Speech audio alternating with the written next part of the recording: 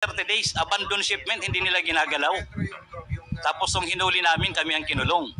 I'm very sure, the Honorable Commissioner nandito po. Abandon shipment yung hinuli namin. Wala pong nawalang kargamento kahit na ano sa loob. So, ibig sabihin, totally po nahuli namin yung shabu. Wala pong nawala kahit piso. Totally, hindi na ho nakalabas ang customs. So, ibig sabihin, may kasabot na yun doon sa district office or port na pagbabagsakan kung sino ang magtutruawi ng kargamento na yon, anong oras, anong gabi, or kaya ipaparalyze yung computer para mailabas po yung illegal na droga.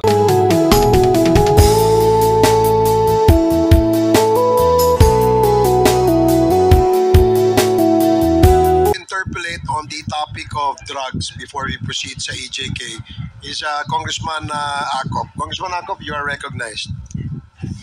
Thank you, Mr. Chair. Nagpalista ako dahil sa mga statement or sagot ni Mr. Jimmy Guban sa mga katanungan ni Honorable Ortega. Before I proceed there, Mr. Chair, may I ask PDEA? Yes, Mr. Chair. Could you compare yung status ng illegal drug situation in this country between 2024 and 2023? Alin po ang nagkaroon tayo ng problema sa illegal drugs? 2023, 2024, or what?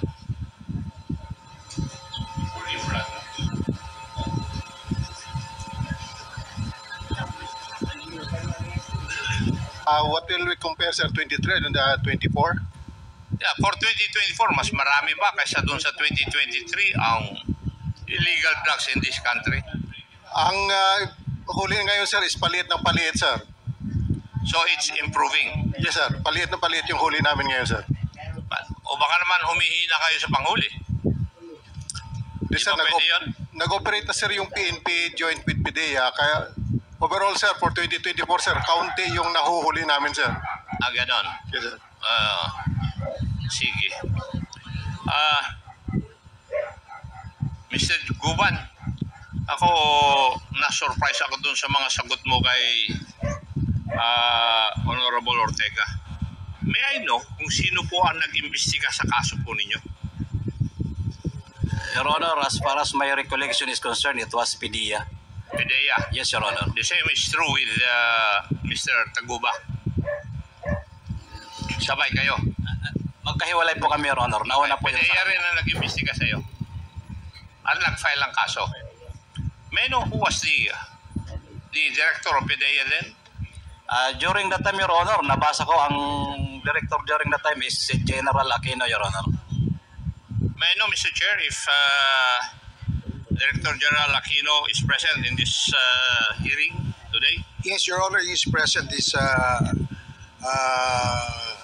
He was invited and he is here today, Congressman Acop. Thank you, Mr. Chair. Totoo po ba yung sagot ni Mr. Guban na kayo po ang Director General ng PDEA when his case was investigated by your office? That's right, Mr. Chair. That's right. So, narinig niyo po naman yung mga sagot ni Mr. Guban dun sa mga katanungan ni Honorable Ortega na nagtataka siya kung bakit yung mga illegal drugs naman ay nandun sa loob ng customs area at sila nga ang nakahuli. Nagtataka siya bakit sila lang ang nakasuhan. Could you explain that to this committee?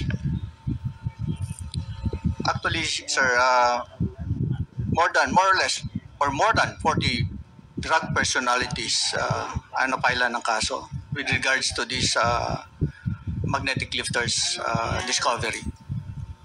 Marami sa nahold, may mga Chinese, may Vietnamese, may mga personalities sa mga customs and all other personalities that is involved in that particular case. We're talking of yung drug haul, illegal drug haul na involved si Mr. Jimmy Guban. Yes, sir. Doon lang tayo, hindi yung ibang mga insidente. Yun na yun, sir. Yung discovery ng magnetic lifters. May I know how many personnel of customs were charged because of this incident? How many personnel who were, ano yun, sir? Oh, personnel of customs. Kasi sabi ni Mr. Guban, yung illegal drugs hindi naman nakalabas sa customs eh. Would that be correct, Mr. Guban? Yes, Your Honor. At kayo po ang nakadiscover doon. Kung tama yung pagkarinig ko doon sa sagot nyo sa tanong ni Honorable Ortega, Yes, Your Honor. di ba? Together Kayo with ni Colonel Asierto and Colonel Pardo. Colonel Pardo at saka Colonel Asierto, Your Honor. Colonel Asierto, right? Yes, Your Honor. So, may know kung ilan pong tao sa customs ang na-filean po ninyo ng kaso regarding this issue. Merong mga napila ng kaso, sir, sa customs, particularly dun sa x-ray machines and all other departments. Hindi ko lang, sir, exactly yung alam kung ilan, sir, ang napila na ng mga lahat ng personnel ng customs. Mr. Guban, what can you say about the answer of Director General Aaron Aquino? Your Honor, hindi pa ho na-x-ray yan kasi nahuli po yan sa loob mismo ng yarda ng Manila International Container Port.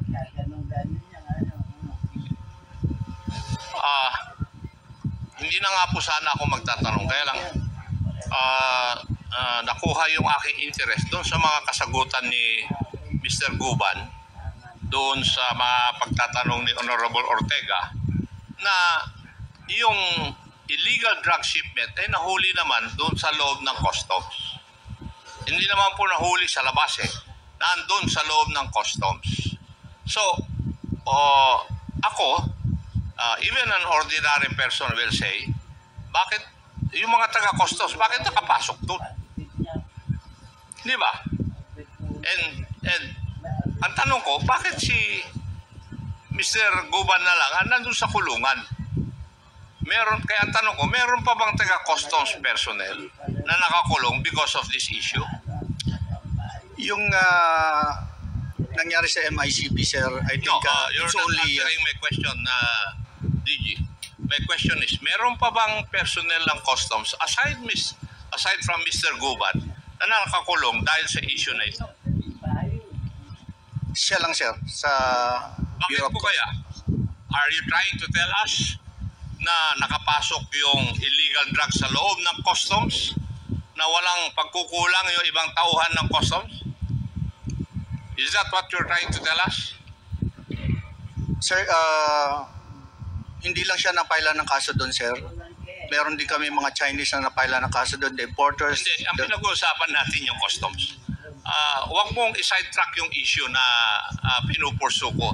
Ang tanong ko is, why is it na yung tao, kasi ang tanong ni Mr. Guban kanina sa katanungan ni Honorable Ortega, bakit ako lang nakakulong, ako pang nakahuli? Hindi naman nakalabas sa customs yung illegal drugs. So, paano nakapasok sa customs yung illegal drugs na walang pagkakamali o pagkukulang yung mga taga-customs? Could you explain that to me? Sir, I can explain kung paano nakapasok, sir, yung container van. Kayo ang nag-imbestiga eh. Bakit? Ikaw na rin mismo nagsabi, siya lang ang customs personnel na napailan ng kaso. Why? The container van came from Malaysia and the container vans were abandoned. And that's the reason why nagkaroon ng coordination ng PDEA, Bureau of Customs, to check the legality of the container van. Kaya with all the requirements needed na binuksan, sir, yung container van to check what's inside. Mr. Guban, the Director General is not answering my question directly. Bago pumasok sa customs area, galing sa ibang bansa, meron po bang customs office o personnel na dadaanan? Yes, Your Honor, dahil nandun yun sa container yard, dapat meron doon naka-assign na customs personnel, Your Honor, from that district. Port Collection District na Manila International Container Port. From District Collector, meron pong, I do not remember the office right, na nagbabantay mismo, Your Honor, ng mga container na nandoon sa abandon at saka mga bagong dating ng mga containers, Your Honor. Hindi. Pagdating, for example, if it came from Vietnam, for example lang ito, sino po ang tumatanggap ng mga container na ito na taga customs pagpasok sa customs area? Your Honor, kasama ang PPA ang yung port operation, Your Honor. So yung deputy collector for report of operation, meron yan nagsasampa sa barko, sila nag-inspect din sa po yan ibababa sa container yard. So yung port operation deputy collector, Your Honor, yung office niya down the line. Now, may I ask, ano po kaya ang dahilan? Bakit kayo lang po na-charge sa taga Bureau of Customs samantalang kayo po ang nakadiscover? Until now, Your Honor, puzzle po yan hanggang ngayon sa akin dahil kami ang nanghuli. Ako, Your Honor, ang ipinakulong.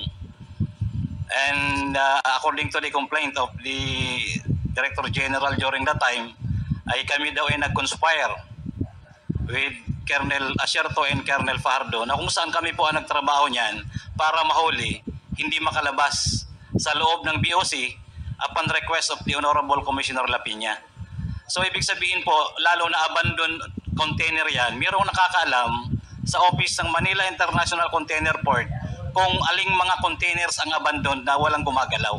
Ibig sabihin po, may kausap doon na tiga-custom.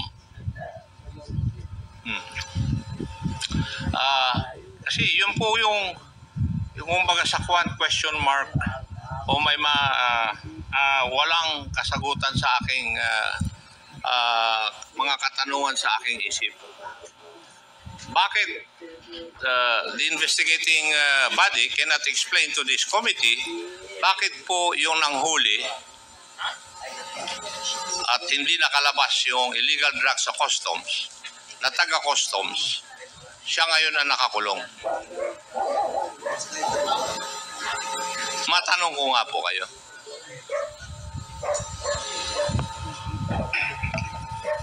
Meron din kasing na-discover kaming container van sir sa GMA Cavite na nakalink doon sa MICP container or the magnetic lifters. So dalawang magnetic lifters sa... Malayo po yung sagot nyo doon sa aking katanungan eh. Sir, kaya nga namin sila kinasuhin din because nakalink din sila doon sa kaso na na-discover namin sa GMA na 4 naman na magnetic lifters na discover namin.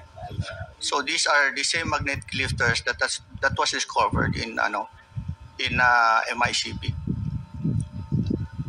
And perhaps sir, I can also ask the legal service of PDEA to determine the real reason, sir. I am sorry, sir. Fidea, what would be your answer to the request of former DG Aaron Aquino?